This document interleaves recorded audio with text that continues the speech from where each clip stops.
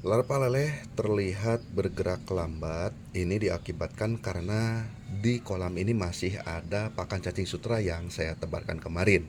Namun, saya akui air kolam ini dari semenjak larva leleh menetas itu tidak saya ganti air kolamnya. Mengingat hari-hari ini atau bulan tahun baru ini di 2024, curah hujan cukup tinggi, hampir setiap hari hujan di tempat saya. Jadi sudah terganti secara otomatis dengan air hujan. Alhamdulillah, jadi saya nggak banyak kerjaan untuk mengganti air. Namun di sini ada beberapa pertanyaan dari sahabat, diantaranya berapakah takaran TDS air di tempat saya dan bagaimana cara menurunkan TDS air yang tinggi.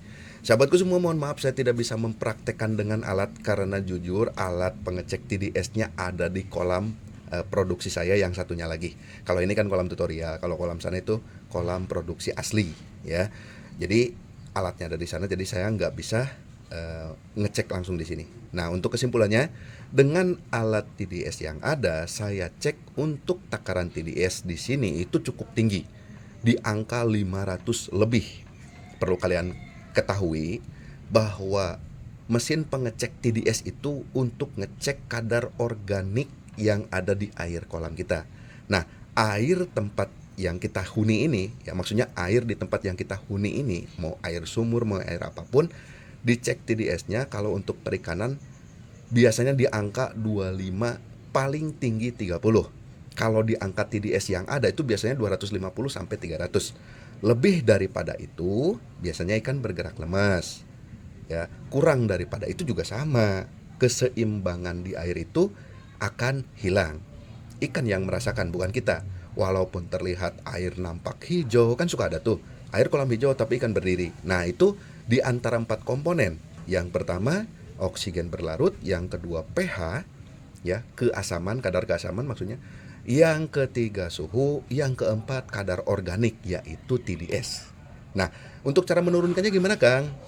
Kalau memang sebelum kita masukkan ikan dalam kondisi air kosong tanpa apa-apa, TDS sudah tinggi, mungkin air tersebut perlu kita treatment dengan kapur dolomit. Kalau saya sendiri mentreatment air di sini hanya menggunakan Nanocell Nitrobacter. Ini kemasan 1 liter, mohon maaf saya tutup dengan plastik hitam. Dan karena ini juga tinggal sedikit lagi, silahkan kalian mau dengan kapur dolomit, mau dengan penggaraman, yang penting diendapkan dulu. Biar nanti TDS-nya naik atau turunnya ketahuan, silahkan setelah kalian treatment, cek kembali apakah sudah turun ataukah masih tetap. Kalau memang masih tetap, ganti metode lain, mungkin dengan penebaran NPK Ponska Plus, atau jika kalian butuh Nitrobacter silahkan kontak saya saja.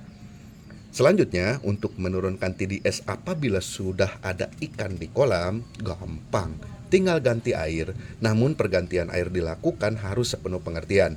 Ikan memang membutuhkan air baru, tapi air baru yang dari mana? Jangan digunakan dari sumber langsung, diusahakan jangan. Ya, kita miliki kolam tandon yang sudah kita treatment tadi, kita kan tahu TDS di tempat kita tuh misalnya tinggi. Kalau nggak kita korbankan satu kolam untuk tandon air menstabilkan TDS, ya otomatis dong sama aja dengan kita mengganti air kolam dengan air yang TDS-nya tinggi, kolab nanti ikannya.